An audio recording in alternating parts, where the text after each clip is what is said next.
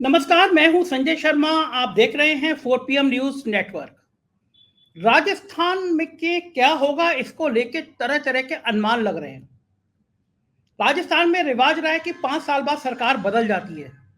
पहले भाजपा, फिर कांग्रेस, फिर भाजपा, फिर कांग्रेस, ये एक चलन चलता आया है।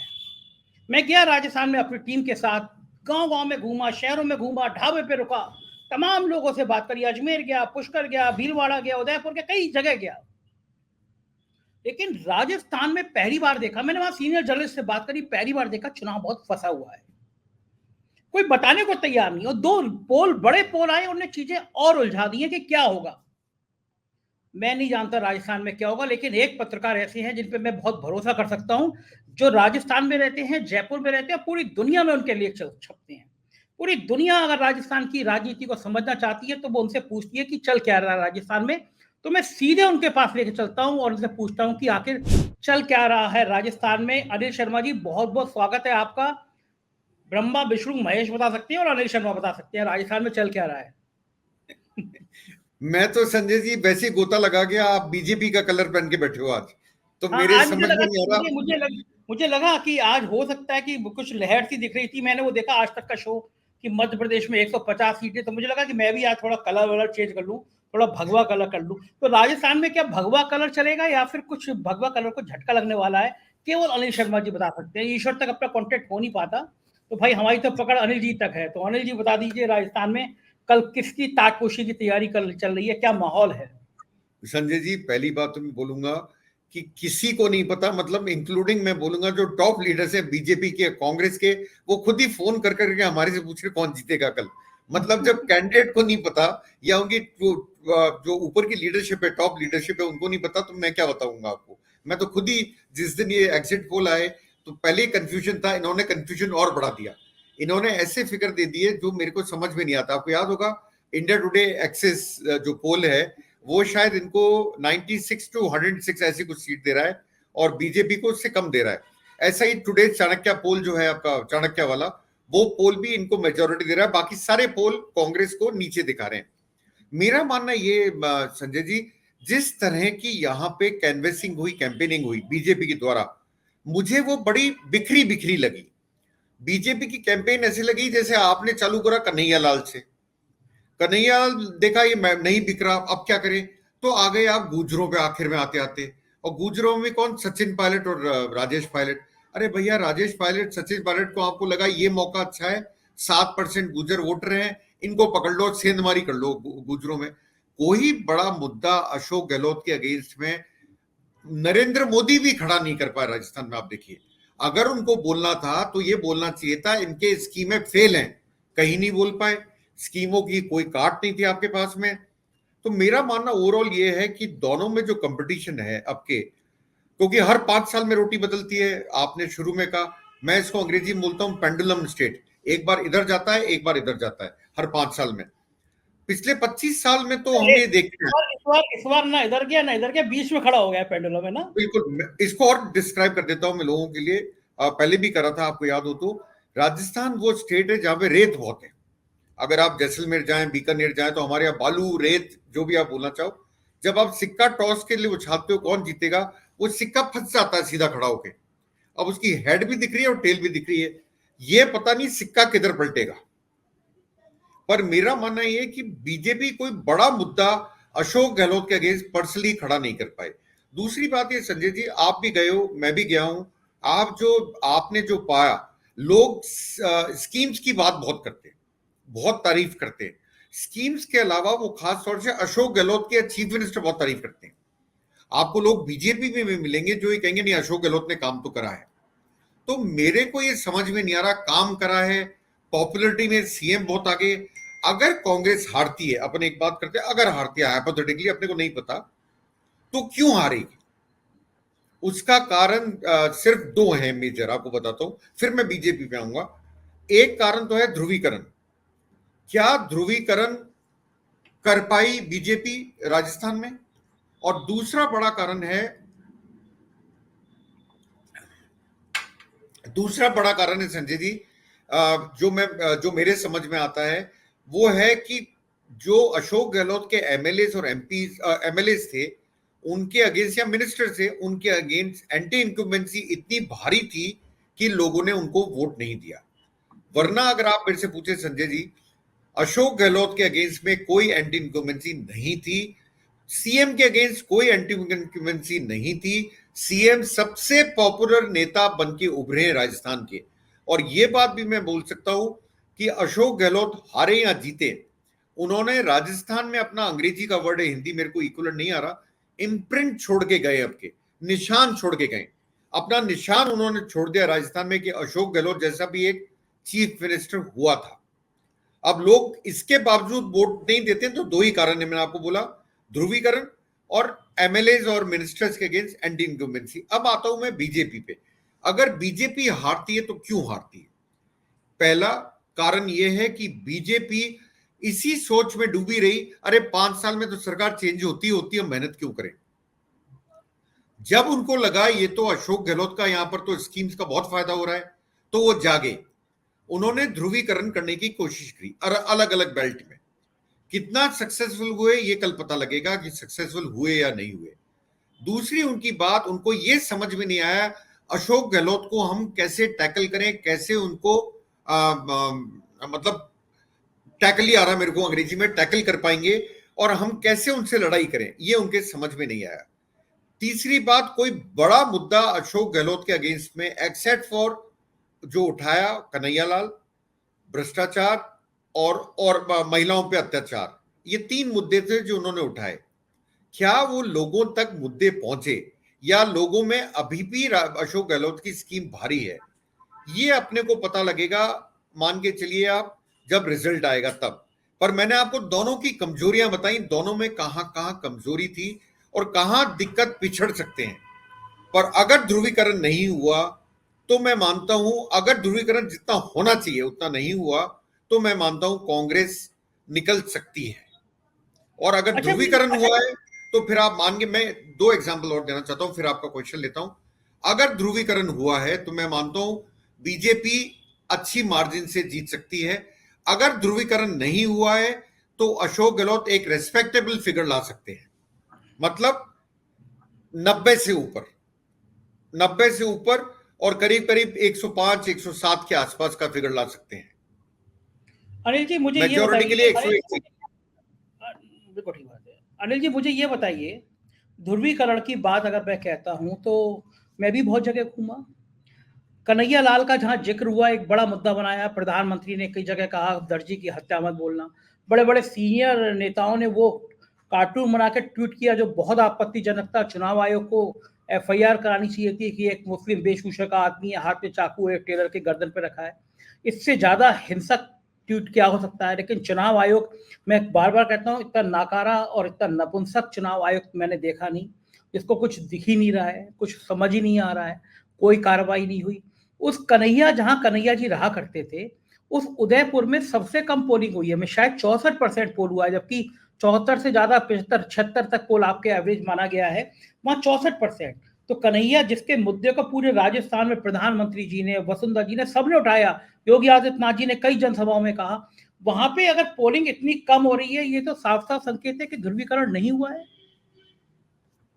संजय जी, इसमें अगर आप इसको पूरा स्टडी करेंगे तो पोलिंग बढ़ा है। देखिए अब जैसे तिजारा में बढ़ा है, ध्रुवीकरण आपको देखने को कहां मिला है? तिजारा में या पोखरण में। क्यों? क्योंकि यहां पे 2 बाबा खड़े हुए बीजेपी की तरफ से, बाबा बालकनाथ और उधर महेंद्र प्रतापपुरी आपके पोखरण में। तो वहां पे पोलिंग अगर आप देखोगे तो आप खुद अचंभित हो गए कि वो 80% को भी क्रॉस कर गई पोलिंग वहां पर। इसके अलावा एक चीज मैं आपको और ड्रॉ करना चाहूंगा। एक सीएसडीएस के पत्रकार थे, वो प्रोफेसर थे, जिन्होंने एक आर्टिकल लिखा था थोड़े दिन पहले वोटिंग के बाद में कि 100 सीटें ऐसी हैं जहां पर मुसलमान, मतलब अल्पसंख्यक और एससी एसटी का दबदबा है, मतलब डोमिनेटिंग फोर्स है। वहां पे जो पोलिंग ज्यादा हुई है वो करीब 5% ज्यादा हुई है एवरेज से। ये 5% वोट कहां गया? क्या ये बीजेपी को गया?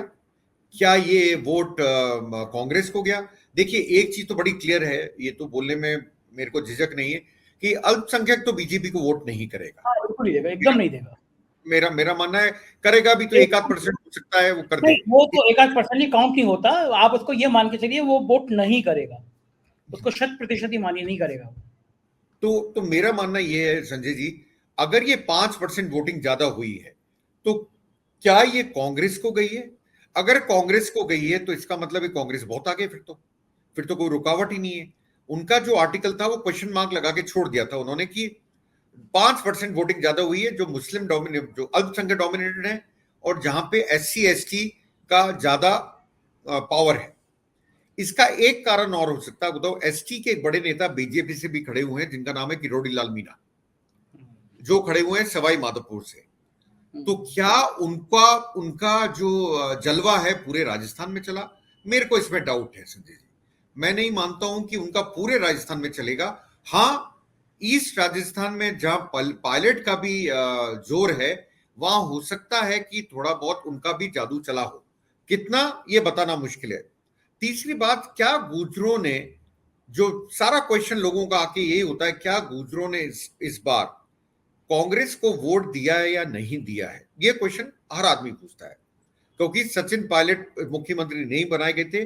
पहले सारे गुर्जरों ने वोट जो है वो कांग्रेस को दिया था इस उम्मीद में कि सचिन पायलट बनेंगे, ये लोग कहते हैं। मेरा मानना ये है संजय जी, कुछ भी कर लीजिए, कोई सचिन पायलट लड़ तो कांग्रेस से ही लड़े थे ना, कोई बीजेपी से लड़ नहीं रहे थे। उनके दिमाग में अपना नेता था। मैं मानता हूं ज्यादा से ज्यादा, कम भी करोगे आप तो 50% वोट तो गुर्जरों के भी कांग्रेस को गए होंगे, इसमें कोई शक नहीं होना चाहिए। अब ये हिसाब लगाता हूं तो मुझे लगता है SC ST और आपके मतलब मीना, गुजर, मुसलमान, दलित, ये चार मिला के करीब करीब आप मान के चलिए 35 से 36% वोट होते हैं। अगर ये वोट कांग्रेस को पड़े हैं, ज्यादा होते हैं, सॉरी 40 के करीब होते हैं, अगर ये वोट पड़े हैं तो कांग्रेस को जो एक्सिस पोल है, अगर आपने देखा हो, उसने परसेंटेज दी है। उसने परसेंटेज देके कहा है कि बीजेपी को 41% और कांग्रेस को 42%। अगर मैं 42% कांग्रेस का लेके चलता हूं तो मैं एक्सिस माय पोल से नहीं मानता हूं सही। इसलिए नहीं मानता हूं कि कांग्रेस की सीटें फिर ज्यादा होंगी। पिछला इलेक्शन 2018 का जो चुनाव था उसमें 0.5% वोट्स का अंतर था दोनों पार्टियों में, और सीट ज्यादा आई थी कांग्रेस की 23 बीजेपी से। अगर अंतर 1% है तो आप मान लीजिए कितना अंतर पड़ जाएगा फिर। अनिल जी तो, एक वोट, हाँ सॉरी आप कंटिन्यू करिए फिर। तो अभी बताना बड़ा मुश्किल है क्या वोट वही गया है। और मैं ये भी मानता हूं कि ओल्ड पेंशन स्कीम ने सरकारी यही कहने वाला था, ये वोट आपने जोड़ा ही नहीं। हाँ, ये मैंने वोट नहीं जोड़ा, आप सही कह रहे हो। सरकारी कर्मचारियों ने अब के बढ़ चढ़ के, लगता है, देखिए ये तो पेटियां खुलेगी तो पता लगेगा, लगता है कांग्रेस की तरफ वोट दिया है। यही नहीं है संजय जी, आज मेरी सवेरे बात हो रही थी, हमारे यहाँ एक जैसे CGHS स्कीम होती है, आपको पता होगा, सेंट्रल गवर्नमेंट के एम्प्लॉइज के लिए, ऐसी राजस्थान में अशोक गहलोत ने RGHS स्कीम लॉन्च करी थी। उसी लाइन के ऊपर राजस्थान गवर्नमेंट हेल्थ स्कीम, उसमें जितने दुकानदार लगे हुए थे और जो दुकानदार दवाई सप्लाई करते हैं बुजुर्गों को स्कीम के अंदर, वो सारे के सारे, आज मुझे पता लगा मेजॉरिटी, सारे के सारे नहीं, मेजॉरिटी ने कांग्रेस को वोट दिया है। ये बात मेरे को किसी ने फोन करके कंफर्म करी है, तो आप इससे अंदाजा लगा लीजिए। दुकान कौन चलाता है? एक खेल और बताऊं आपको, मैं जयपुर के कुछ शहर के बूथों पे गया, जो भारतीय जनता पार्टी का डोमिनेट था, और बीजेपी लगातार वहां पे जीतती आई है, और ये मान के गया था कि ये तो बीजेपी का गढ़ है, बीजेपी आएगी। वहां पे बड़ी संख्या में लोगों की मतदाता सूची में नाम ही नहीं थे, तो मैं चौंका। मतलब एक दो नहीं, कई लोगों ने आए। फिर मुझसे एक जने ने कहा, बड़े गंभीर किस्म के लग रहे थे सज्जन, बोले सरकारी कर्मचारियों को लग रहा था कि सरकार बदल गई तो उनकी ओल्ड पेंशन योजना खटाई में पड़ जाएगी। तो जो काम बीजेपी अपने शासित राज्यों में करती रही है, उत्तर प्रदेश में जैसे अखिलेश यादव ने आरोप लगाया था कि मुसलमानों और यादवों के नाम कटवा दिए, मुझे लग रहा है कि OPS स्कीम ने कई ऐसी जगह पे जहां बीजेपी के बड़ी संख्या में वोटर थे, क्योंकि सूची में नाम ही नहीं, बोले हम पिछला वोट डाल के गए, इस बार नाम ही गायब है। तो जो कर्मचारियों का रुख है वो मुझे लग रहा है इस बार बहुत ज्यादा वो मुझे कांग्रेस के पक्ष में जाता हुआ नजर आ रहा है। बहुत बड़ा वोट है, प्रभाव डालने वाला वोट है वो वोट। क्या लग रहा है आपको, क्या रहेगा? मेरे को बिल्कुल आपने जो कहा, खैर उसमें मैं नहीं जाऊंगा क्योंकि मैंने देखा नहीं, पर यह मैं मानता हूं कि सरकारी कर्मचारियों ने मेरे पास जो इंफॉर्मेशन है वो खुल के वोट दिया है। मैं संजय जी आपको जो आरजीएसएस की स्कीम बता रहा था उसका कारण था बहुत बड़ा। आप देखिए जो बीजेपी के जो ट्रेडिशनल सपोर्टर्स कौन है, जो आपने कलर पहन रखा है उनके सपोर्टर कौन है?